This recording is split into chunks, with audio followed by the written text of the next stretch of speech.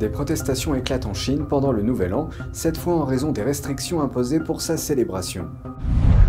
Malgré la propagation du virus, certains citoyens chinois des grandes villes tentent de revenir à la normale. De plus en plus de pays imposent des restrictions aux voyageurs en provenance de Chine.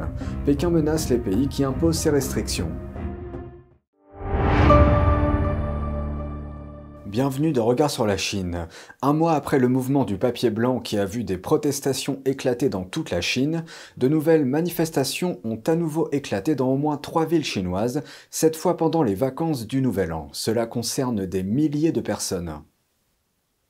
Lundi soir, dans la province du Henan, en Chine centrale, des citoyens ont détruit et renversé une voiture de police. Ceci après que la police a arrêté un citoyen pour avoir tiré des feux d'artifice dans la ville de Jiukou. La foule en colère a entouré le véhicule, empêchant les agents d'emmener le citoyen au poste de police. Certains manifestants ont brisé le pare-brise et les vitres de la voiture. D'autres sont montés sur le toit de la voiture et ont dansé. Ils ont fini par la renverser. Au moins 2 personnes ont été arrêtées sur place. Pendant des années, le régime communiste chinois a interdit l'utilisation de feux d'artifice dans tout le pays. Mais certaines villes ont depuis assoupli cette règle afin de permettre aux citoyens de célébrer pleinement le premier Nouvel An depuis la levée des confinements liés au Covid-19. Mais certaines villes ont maintenu l'interdiction en place et de fortes tensions sont apparues récemment.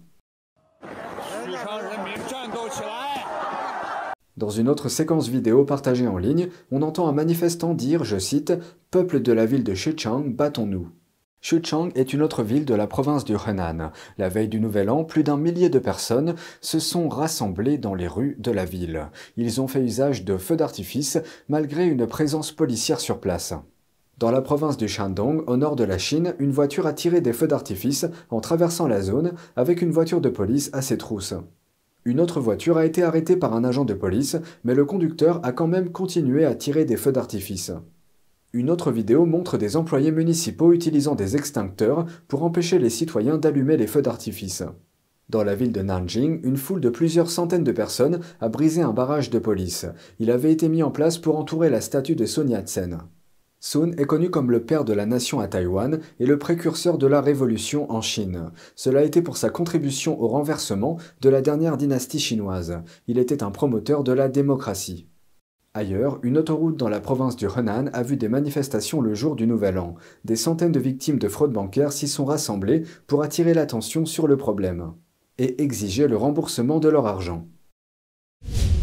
La vague de Covid-19 submerge les salons funéraires de Shanghai, mais un petit groupe de personnes profite de la situation en vendant des créneaux de crémation hors de prix. Voici la suite. Le dernier jour de 2022, une phrase a commencé à devenir tendance sur le réseau social chinois Weibo. Elle se lit comme suit: « La police de Shanghai réprime le marché noir funéraire ». Selon les reportages, des vendeurs négocient des services funéraires, mais facturent des frais de service 50% plus chers, voire davantage. D'autres font la queue pour obtenir des places libres, puis les revendent pour des centaines d'euros. Alors que les crématoriums de Shanghai sont surchargés, les files d'attente et les retards mettent à rude épreuve les familles des défunts. Beaucoup ont commencé à faire la queue dès 3 heures du matin. Une entreprise de pompes funèbres affirme qu'elle a incinéré au maximum 90 corps par jour. Aujourd'hui, ce chiffre dépasse les 400. Nous avons appelé 2 autres funérariums pour nous renseigner sur les rendez-vous. Nous n'acceptons pas les corps provenant de l'extérieur de notre district. Nous ne pouvons même pas gérer ceux de ce district. Vous devez venir prendre rendez-vous en personne. Mais nous ne savons pas quand votre rendez-vous pourra être traité. Nous emmenons d'abord le corps ici, puis vous venez prendre rendez-vous pour la crémation. Il n'y a aucun moyen d'obtenir des services de crémation aujourd'hui, les réservations sont complètes. Ce n'est disponible que dans 3 jours. Pendant ce temps, des patients remplissent des hôpitaux de Shanghai. Les hôpitaux sont pleins de monde.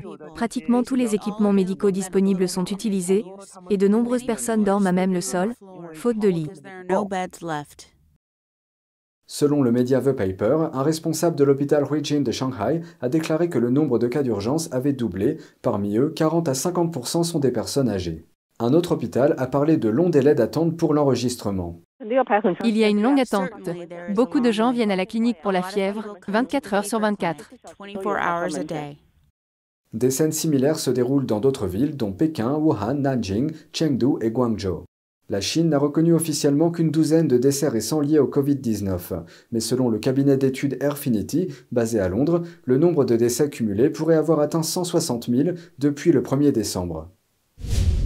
Un pic de décès parmi les experts de haut niveau des plus grands organismes universitaires chinois. Ceci alors que le virus du PCC balaie la Chine, le virus du PCC qui a causé le Covid-19. 24 experts de haut niveau sont morts en décembre de l'année dernière. C'est presque l'équivalent du nombre d'experts morts en 2021. Ils étaient issus de certaines des institutions académiques les plus prestigieuses du pays, comme l'Académie chinoise des sciences et l'Académie chinoise d'ingénierie.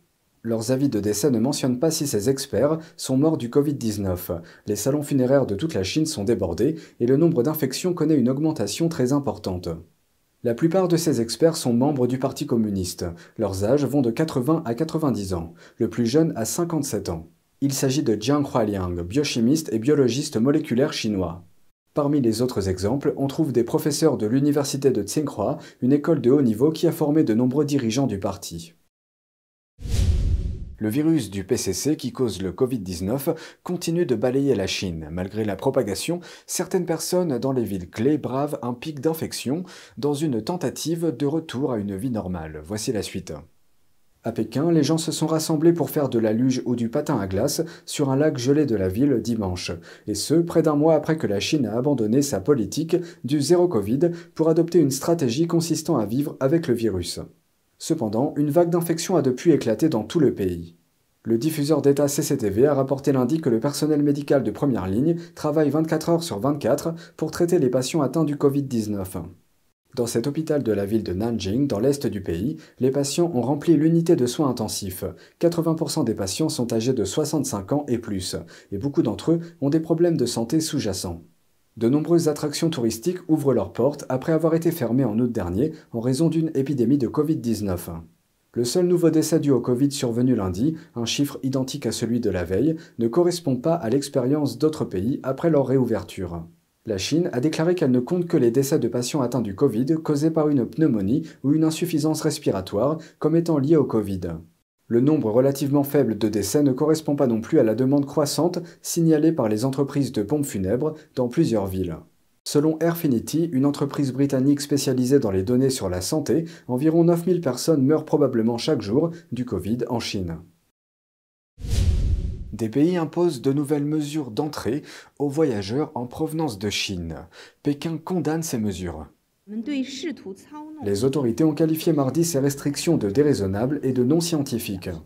Pékin s'est également engagé à prendre des mesures similaires à l'encontre des pays qui imposent ces restrictions.